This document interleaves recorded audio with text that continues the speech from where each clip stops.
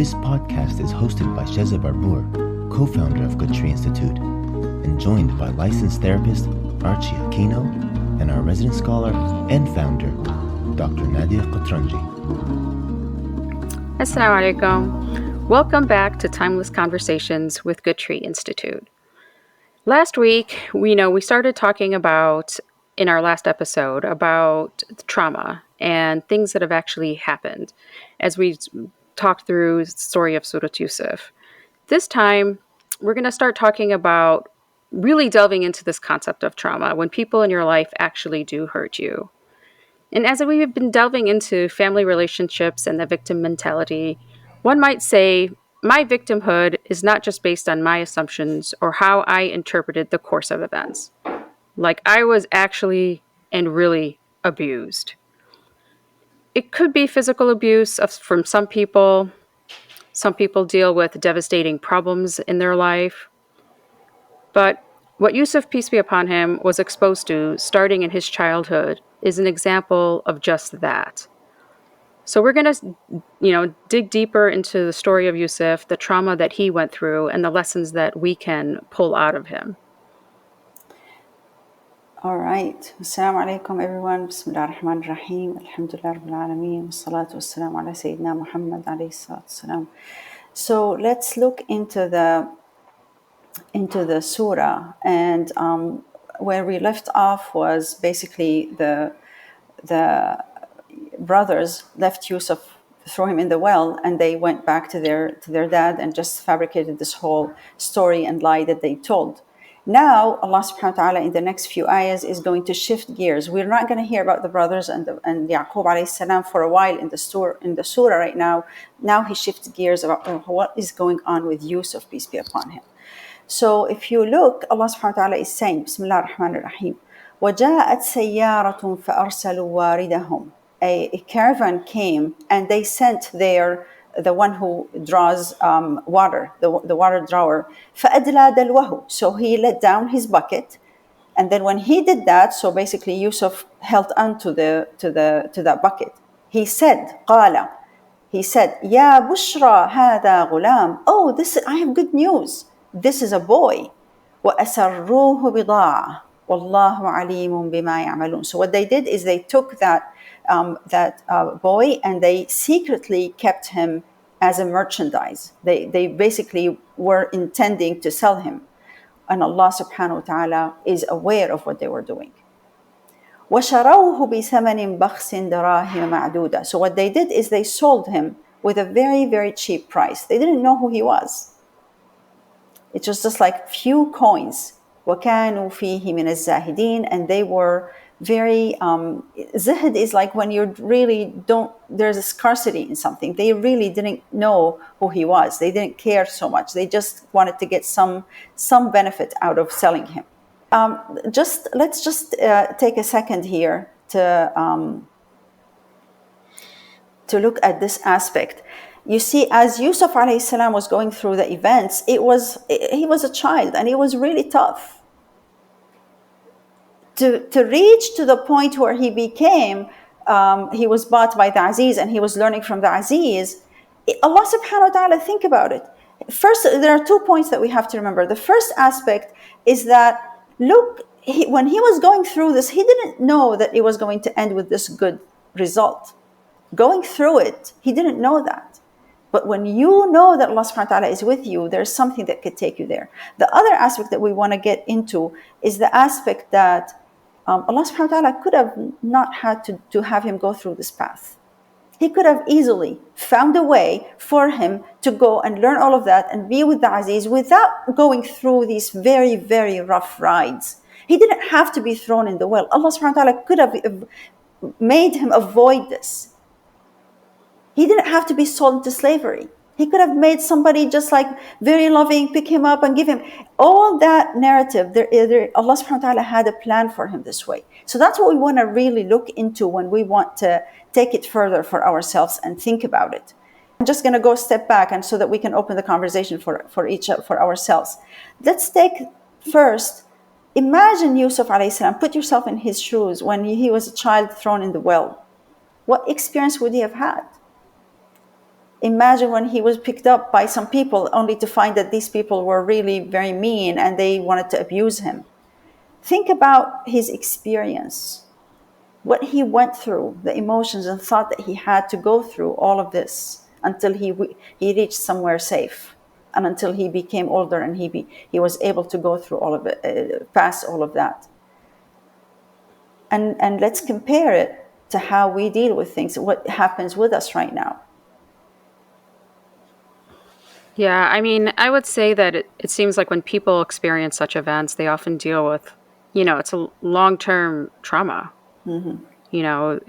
Like if I was to put myself in Yusuf's shoes or something, even in modern day scenarios of something similar, that's a lot of trauma to hold on to that seems to linger.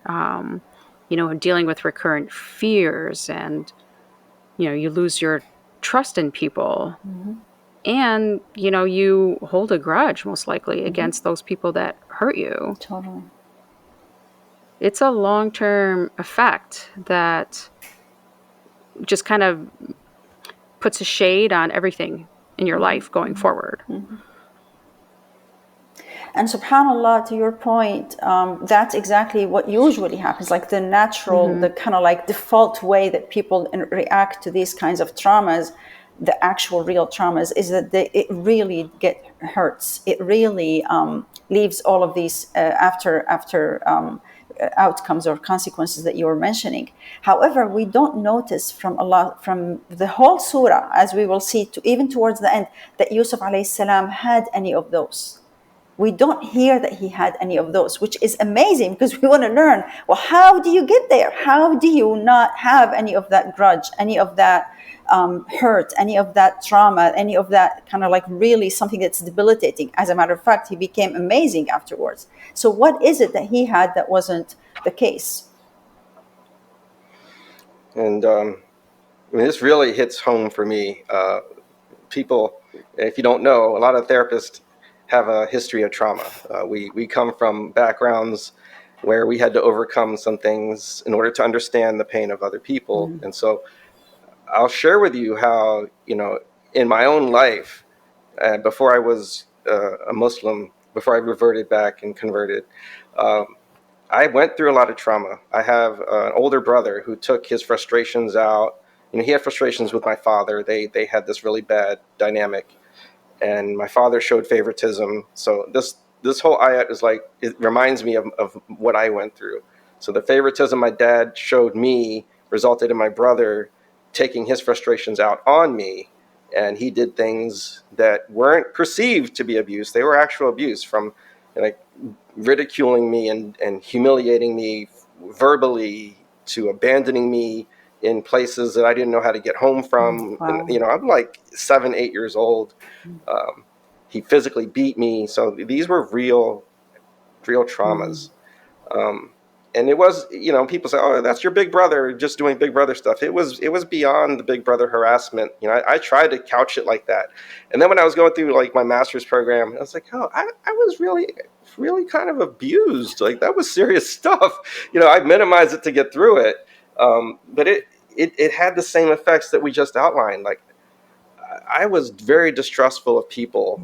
I was cynical. I was jaded. I was angry. I could have been one of those Columbine kids, I did a lot of things they did, except for, take it out on people in the way they did. And the way I coped with it for most of my life, up until I was age 47, was I drank. I self-medicated with alcohol to get through that traumatized, rehashing the pain, attachment problems, everything that resulted from all that. And it wasn't until I started focusing on what I was going to do about it. And this was the focus when I started attending Good Tree, retreats. And every retreat has these exercises where they're asked, what are you going to do about it? And I started that process of changing. And after 3 years of the retreats and the Quran and Me's and exploring my responsibility in all what I was doing and what I had control over changing, and making dua to soften my heart, to release that anger. I mean, I did that for 3 years straight. Just every prayer I did, Allah, please soften my heart so I won't feel this anymore, and I won't have to hold on to this anger.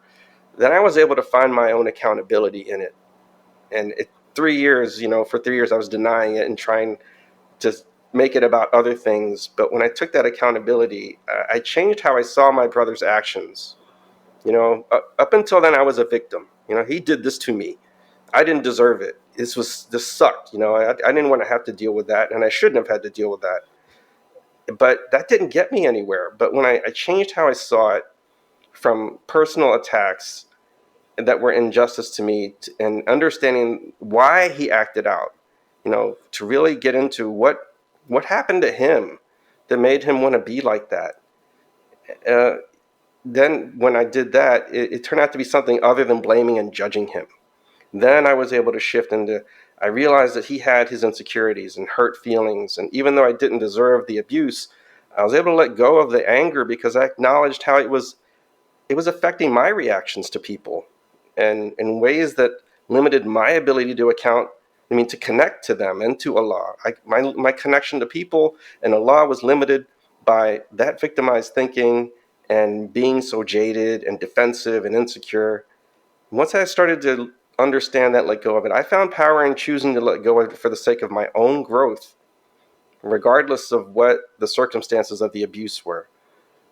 The need to hold on to the anger that was just justified by my victimization from my past abuse became insignificant compared to what I was trying to move towards. I wanting to be free of it and deepening my relationship to both people and to Allah motivated me to be free of the slavery of my own victimized mentality. SubhanAllah and Alhamdulillah, I was able to,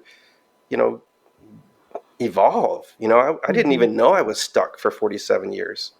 And ever since that happened, I'm 50 now. And in the past 3 years, there's been such a growth in my connections to people and how I just move past events. I don't get stuck on them. I don't hold on to the bitterness of what people are doing. And I don't really pay much attention to it. And it all shifted when you get out of that victimized mentality. So, a lot of therapists, we recommend doing this thing called radical acceptance, where, okay, things happen, trauma happened, accept it, move on, right? It's not going to change. Being angry about it's not going to change it. But there's this really hard step of how do you do that? How do you just accept that something bad that happened to you is, a thing to accept and move past? It's not easy because you're always wondering why. Why did that happen to me? But if you have that trust in Allah, like Yusuf is illustrated to have had, you get to skip that step. The wondering why. Well, there's a bigger thing. I don't have to understand why, because SubhanAllah, Allah has a destiny for me, and I just need to not be okay with it, but be okay with the fact that I know that it's going to get better for me. There's something that's going to happen further down the line, and I don't have to know about that yet. Well, thank you so much for being vulnerable, and we're so sorry that you had to deal with all of that, and I'm just so happy that you were able to really go past it, because we know, and you know better, that how hard it is. It's not that easy and simple for people to go past it. And no, people often, they think that when therapists and people give advice, you have to get past it. And I was one of those people in the Seeds of Wisdom. I'm like, well, how? It's not that easy. And you don't understand. You just want to stay there. All that is just, I want to stay here until you recognize my pain, and it's not about that. Yeah. And that's the thing that we forget. Sometimes we get, because whether we like it or not, being the victim or feeling the pain of the victim, it's somehow soothing. And that's why we like to stay there. But we don't understand how much it is taking from our freedom. It's taking from our power. It's taking from our ability to really breathe, to have to be, to go, to really experience who we are as human beings. We're so powerful. It just weighs down on us in a way that we're not anymore the powerful people we are. And people think that you have no choice. Like, of course, you're saying that. Of course, I know I'm not free, and I know all of that. I don't have a choice. Well, you do. You actually do. And that's the part that a lot of people don't go to that point. And I know you hit on so many aspects, so we definitely want to kind of like delve into them one after. You mentioned several things which are all extremely important to really address. So let's get one at a time. Which one do you want to start with, Shaza? Well, I think one question that comes up or concept is, you hear this a lot is, if God is all about love, then why does he allow for hurt to happen? Like, why did this have to happen? That's something that I think comes up quite often. Yeah, and it happens a lot in therapy too. People always ask that. I trust in God. I believe in God, but why did he let this happen to me? And I think there's this really unrealistic expectation sometimes that we're going to get through life unscathed and things are just going to be easy and life is supposed to be easy. Otherwise, it's not worth living or something. And what we have to really come to accept is pain and failure and struggle are what give us the chances to grow. This is where we're tested. This is where we have an opportunity to really put into practice our beliefs and what we think we believe in, and what is our strengths and what is our resilience. Those don't really have a chance to be exercised and strengthened without the pain and the failures and the struggles. And and to your point, I think everything, by the way, in life, like if you go beyond past basically our own human struggles and psychology, if you go everything, physiology, like look at physiology, right? There's what's called growing pain. If you look at, for instance, birth, I'm in awe of this example. For the child to have birth, the child goes through, the fetus goes, or the baby goes through this birth canal where it causes a lot of pressure on the baby. Like there is that pain. And that causes the release of cortisol, which actually causes the change in the lungs to release the surfactant, which is the material that actually allows for the lungs to open up so that the baby can breathe. It's that stress that allows the baby later on to be able to breathe, and his lungs or her lungs are ready to be used. So if you look, same thing, weightlifting, right? If you don't hold weights, if you don't hold big enough weights and tolerate all that pain, you're not going to grow muscles. Just go to anything that we have in life, anything. The aspect of pain and the aspect of failure and the aspect of struggle is everywhere. Somehow we just don't want it to be when it comes to us growing spiritually, growing, maturing up as like in terms of who we are as human beings, in the big picture. There's a wonderful example that we use in counseling all the time, and it's about a butterfly. And when butterflies, they come from when a caterpillar is cocooned, and then it evolves. It comes out of the cocoon, and they think, oh, it comes out of the cocoon, it's instantly got wings and it flies. That's not how it happens. And what has to happen is the butterfly has to struggle its way out of the cocoon to squeeze this fluid from its body into the wings, so that the wings can fully expand. And they've seen people like try to help the butterfly by cutting the cocoon open and then opening the cocoon for it. And when they do that, those fluids don't get pushed into the veins of the wings, and the wings don't expand. So that's the example that we use for how struggle sometimes is part of the growth process, and it's necessary for people to fully develop. And when you take the struggle away and you expect, you try to alleviate that for your kids or something, and you make it too easy, you actually might be preventing them from experiencing their full growth. So all that to say, pain, discomfort, and disappointment is something that, we're trying to avoid at all costs. And we're trying to, prevent through medications, and we're trying to minimize it for kids. And when we do that, that has become a source of anxiety for people when they don't have that confidence that I can get through struggles, and I have the resilience to get through things because they haven't been through things. And then you get people who are, I have a case manager who says they drown in a thimble of water. It's like a little bit of adversity and they're going to die. And if you have gone through so many rough experiences and gradually escalate in difficulty, you develop a confidence that no matter what comes your way, you're going to be okay. You're going to get through it. Yeah. That's interesting, and I believe in it wholeheartedly. But at the same time, we hear from a lot of people, and some of the pushback that you hear is, well, people were just more tough back then. Life was tougher. Everybody was tougher, and it's not the same now. Like, things are harder, or my struggles are different. And so, how do we address that? Like, when people have this, there's always this like push that history was different, Well, which is back true, then right? versus now. I mean, it's true to a point, and we thought that, hey, we have to have everything smooth and no pain and nothing, and we tried it, and it's very clear that it's not working, as Archie, as you were saying. Mm-hmm. It just proved itself to not really work, to make everything so simple and so easy and so straightforward.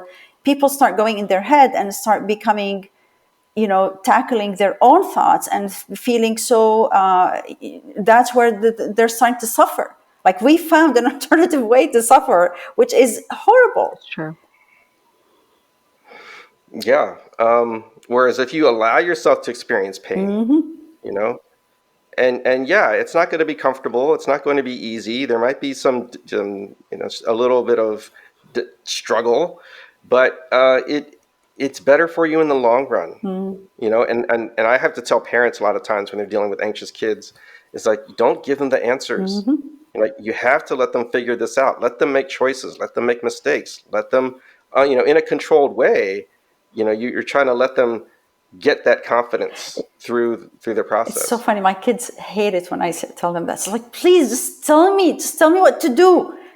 Don't put it on me, because they are so scared. Or, what if I fail? What if I make the wrong choice? You go ahead. Yeah. And that reminds me of another story, because right there, what if all the what ifs start happening? What if I fail? What if it's not good enough? What if this? What if that?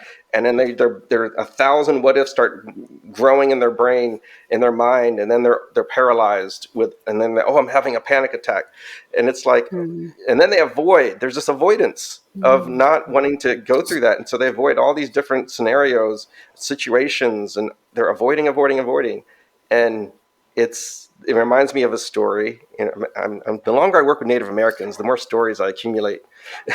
But That's the what stories makes it are, interesting, Archie.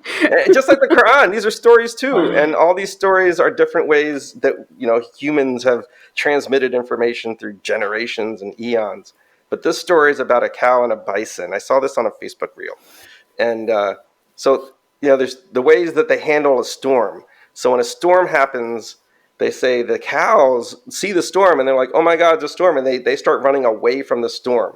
And the storm is going to follow them, right? The storm is not going to just stay in one place. And so as they're trying to outrun the storm, which is useless because you can't run faster than a storm, they're expending all this energy in trying to escape it. But eventually the storm catches up to them.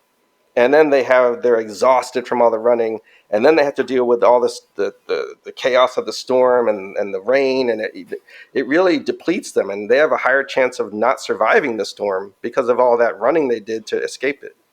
Whereas there's bison, and the bison see the storm, and they've learned to run towards the storm and get to the storm as quickly as possible so that the storm goes over them while they're still strong, and they can deal with whatever the storm throws their way while they're in it, with all that additional strength that they save by not running away from it. And this is a beautiful story about how people should be dealing with their anxieties.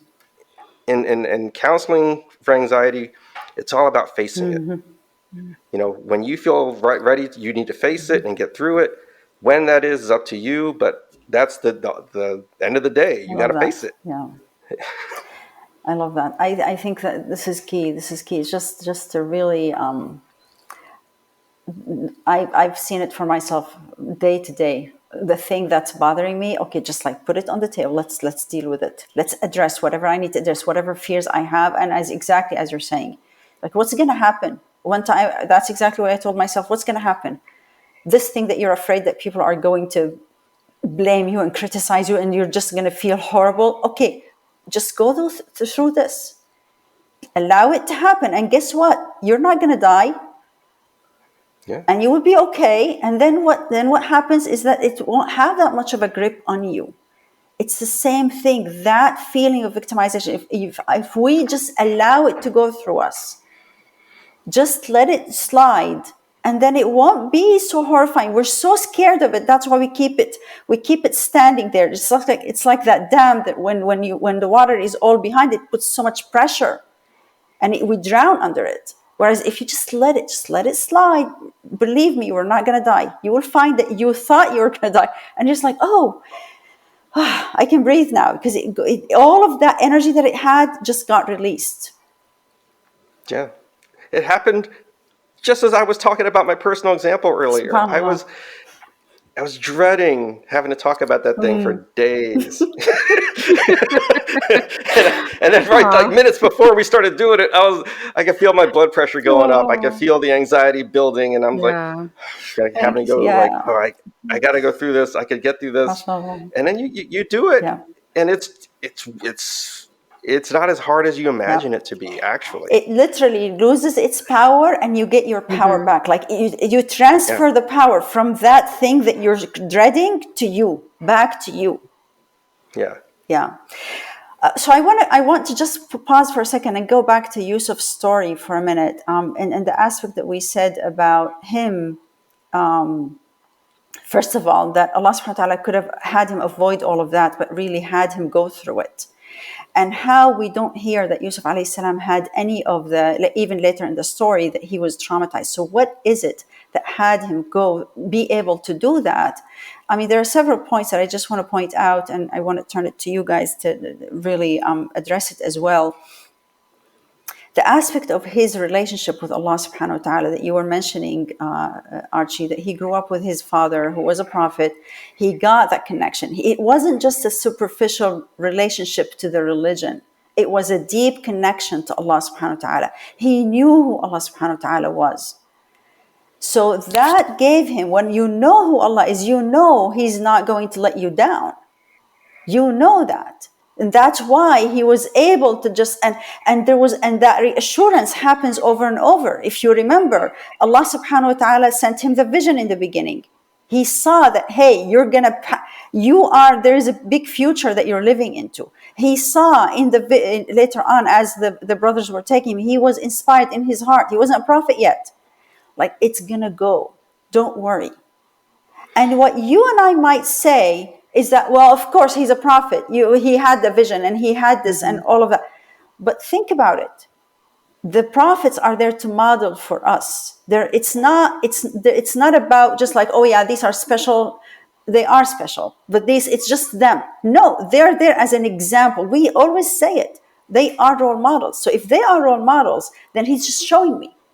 So we don't even consider that maybe you do have the vision inside.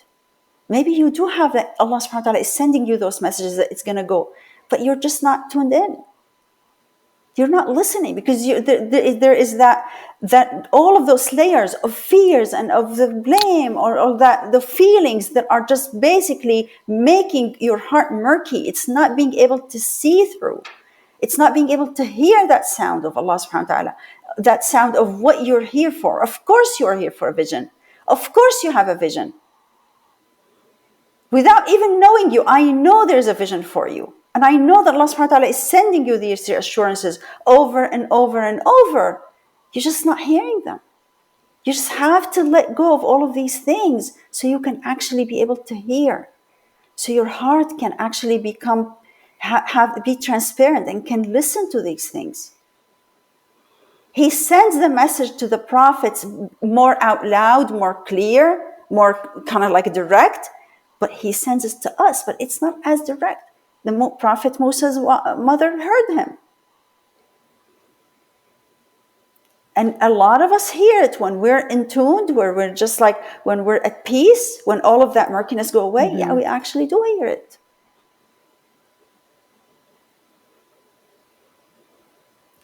Yeah, I think, part of it is that many of us, or a lot of us, when we're in it, we're also not trusting in Allah. There is that, we're not hearing it, but we're also not trusting that this is going to work out. There's something better across, once if you are the bison and you get through the storm, right?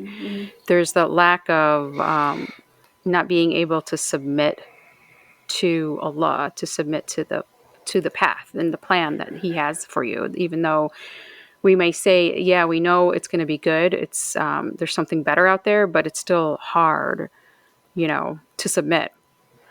And I think this comes from two aspects that I would love to really entertain a little bit. 2 points that are very prevalent these days. The first one, which is not, by the way, how our tradition was. The first one is this dissociation between religion and spirituality. Like Islam, the core of Islam is the connection to Allah subhanahu wa ta'ala. The core of Islam is the self-purification. That's the core of our deen. However, now people compartmentalize. Like if you go talk to Gen Z or teens or young adults, for them, it's I can be religious, which means what religious means in the nowadays terminology is that there's dogma, there's the rules, there's the do's and the don'ts and the judgment.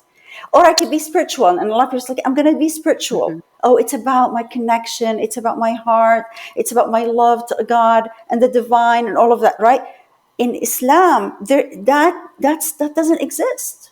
When you dissociate these things, this is where it all came from. And of course, there's a process that led to this throughout the recent history. But really, if you look at the Quran and if you look at our deen, you look at how our tradition, whether the Prophet, peace be upon him, the companions, or all of our scholars afterwards, their connection to Allah subhanahu wa ta'ala was at the core of everything. Even those who became doctors, even those who became chemists, even those who became kings, whatever it is that you are, your core is that your time with Allah, your connection to Allah, your trust in Allah. That was a conversation, like basic conversation. Nobody could go past it. So if I'm always looking at the deen as, okay, I have to do my duties and my chores, so I go to heaven and that kind of, or I don't go to hell, or, these things are haram, or other people will judge me if I don't do it. You're really not getting the deen. You're not getting the religion. That's not the religion. I don't know what kind of religion that people call it. The in and the out in Islam are together. They're like the back and the front of the hand. They don't dissociate from each other. So that's one aspect. Yeah, go ahead, Shaza.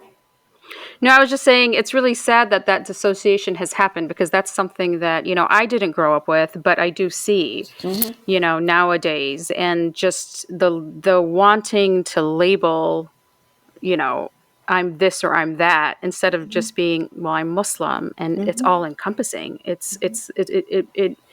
The love is there and the practice is there. It's all together. And that's part of being a Muslim, instead of saying, well, I am this type of person or I am not this, But it's something that we have to bring back. We have to make that alive for everybody, and to have them see that there is how beautiful and how deep and how all encompassing our deen really is.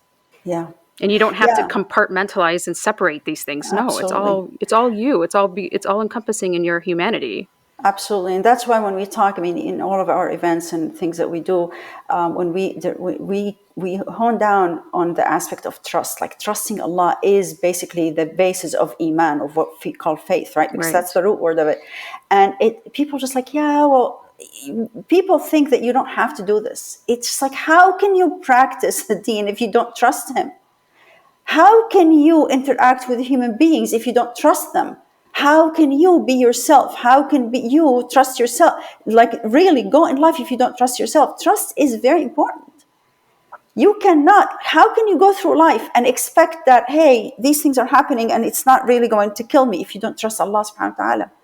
If you don't know that He is with all of His attributes, the loving, the compassionate, the caring, the wise, the knowing. He has a vision for you. If you don't trust all of that, how can you go? It's impossible. So avoiding this process, the process of learning how to trust Allah, is not in our favor. And we're always going to stay in this kind of aspect of the victim or whatever we say until we get past it.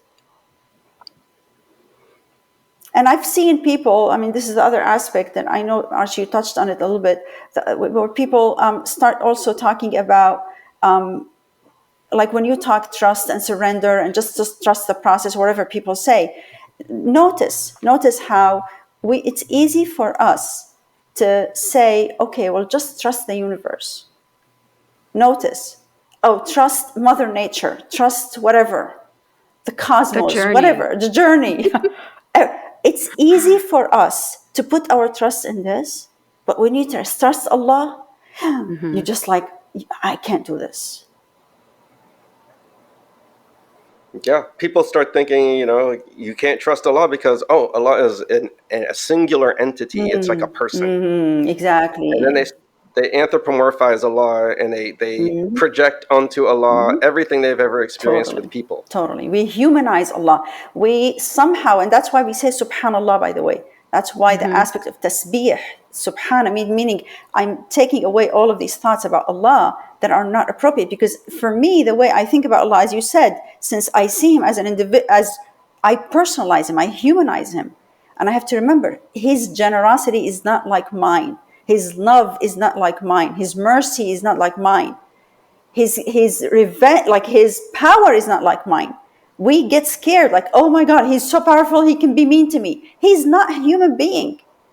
Allah, the divine, the way that Allah subhanahu wa ta'ala deals with us is not like how we deal with each other. And the only way you can know about how He deals with you is you go through the Quran and understand. Look at how He deals with people. Look at how He dealt with prophets. Listen to His words. He has a full book about Himself and about how He interacts with you. Get into it and see who He is. He's not the way we think. We have no idea how merciful and loving He is. Like really, we have no idea. No matter how much you think you say, I know, you don't know. I assert that you don't know. I've been working on this for such a long time. Until this day, I'm definitely always reminding myself, I don't know how merciful He is. Sometimes I'm just like, Ya Rabbi, my kids, Ya Allah. I'm just like, do you think that you are more merciful and caring about your kids than Him? Like, stop. So all of that really adds to the aspect of building that trust and going through all of these pains and all of these things that we can go through. You can't really not do that. And that's why, by the way, just the last word, I'm sorry. That's why people might think, she's like, what are you doing talking about all of these perceptions and trauma and therapy and all of that stuff? What does it have to do with religion? Well, it's actually an integral part to our deen. The tazkiyah, the purification, the self-work is an integral part of the religion. Mm-hmm. Yeah. As a convert, what really drew me to Islam over the other religions is that it did integrate psychology. It did include that, the struggle we go through as human beings, and Allah understanding that, and not just telling us, do it this way or you're going to go to hell. He understood we have our own issues and our own obstacles that get in our own way. Mm-hmm. And to me, that was like, okay, this religion understands the human condition. Mm-hmm. Yep, totally. So I think, the next question and discussion is really to help our listeners and everybody is, so what do we do, when we are faced with people that are really trying to hurt us, or are hurting us? How do we get through this? I think one of the things that we've highlighted is in the story of Yusuf and through our discussions was, when someone is, antagonizing you, don't make it about the person, make it about the situation itself. Then you don't necessarily have that feel or that need for revenge. You can you can put things in the right perspective. Yeah, people like me who've been traumatized and abused, we actually kind of hate that. Don't make it Yeah. about the abuse. Make it about, don't make it about the person. Make it about the problem. But even though that is what works best, it's just that anger makes us. It kind of gives us this sense of purpose in wanting that revenge, wanting that justice, and it becomes this pursuit. It's inspired all sorts of fictional stories, and one that comes to mind is Batman. Batman is like inspired by trauma to go out and fight crime, and it becomes his whole life calling.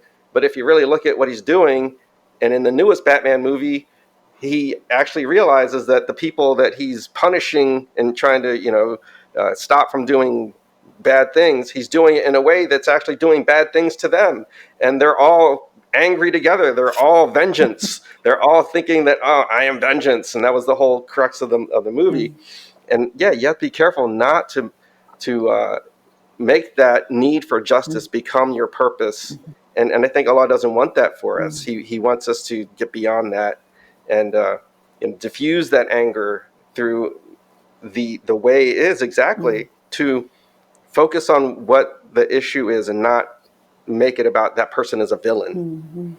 And I think you highlighted it very well in your story, Archie, where you said how you start seeing, okay, well, my brother came from whatever his thing was happening. It's not about me. It's really not personal.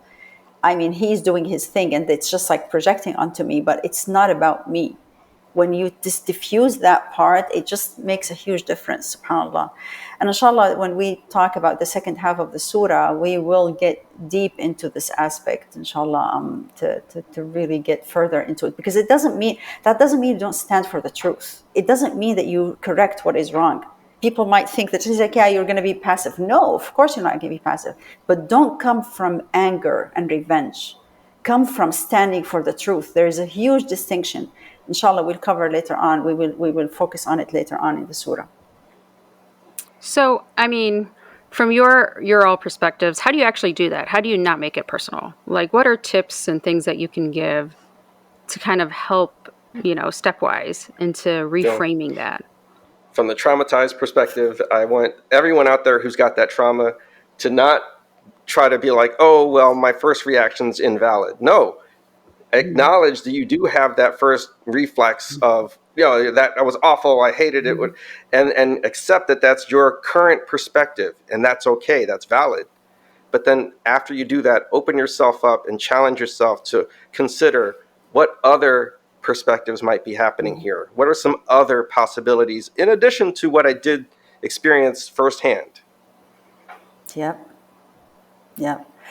Yeah, and we mentioned the aspect of just being willing to face those feelings. Let them go through you, accept that they're there, and just let them flow. It's okay. It's very uncomfortable to have these kinds of feelings, but it's okay. The more you practice doing that, the less the grip it has on you, and the more power you get. And it's a process. It's a practice. You have to do this several times. Each time it'll become easier. Yeah, and you have to be able to calm yourself down. Like that first initial emotional response is going to be something that's going to trigger your nervous system, put you in fight or flight. You have to in the process of accepting that is what you're going through, then you let yourself calm down, and this is the practice. And then you consider other things that might be happening in addition to that first thing. And so that acknowledging the experience pain fully is part of the process. Yeah, and I would say the last piece, keep in your mind constantly what you're losing out of just holding on to this. You're losing your freedom and your power, and really, it's not worth it. It's not worth it. You're the one who's missing out. You have such huge potential. Regain your power. Achieve your freedom by just letting go of that. Yeah, when I counsel victims of abuse, whether it be domestic violence, sexual abuse, it's like we really don't turn the corner into becoming a survivor until we break that cycle of living in the victimized state of being and having that trauma rule us. we become survivors when we take that step, the extra step of, okay, that did happen, and I experienced all this pain, but there's got to be more to life. There's got to be more to me than what happened to me. Exactly. That's awesome. How do you think that this reflects in Surat Yusuf, just to kind of tie it back to what we've studied about his story? Yeah, well, I mean, as we've mentioned, where Sayyidina Yusuf alayhi salam, with the events that have happened so far, I mean, you've seen a lot of traumatizing events so far, right? The harassment that the kids, their brothers had to him, it's mentioned a lot in the narratives outside of the Quran. They did bully him a lot. Even when they were taking him, they were very harsh on him and ended up with throwing him in the well, all of that as a child, like going through all of that. And then the aspect of being sold to slavery. And it continues, actually. I mean, there is bigger challenges that are facing him ahead as he goes. Things got a little better. He got comfortable a little bit, but to gain and learn and get more knowledge, as we will inshallah see later. But he has ahead of him a lot of things. But again, he always kept that, like, I'm connected. I'm tethered to my creator. I have a vision. He has a vision for me. He has me here for a reason. There's always that comfort that comes. So bottom line, really, if we want to learn one thing from Yusuf alayhi salam, learn to get through this murkiness that your psyche puts in, and your ego puts in front of you, so your heart can be sound and it can hear what Allah subhanahu wa ta'ala has to send. Connect yourself with him.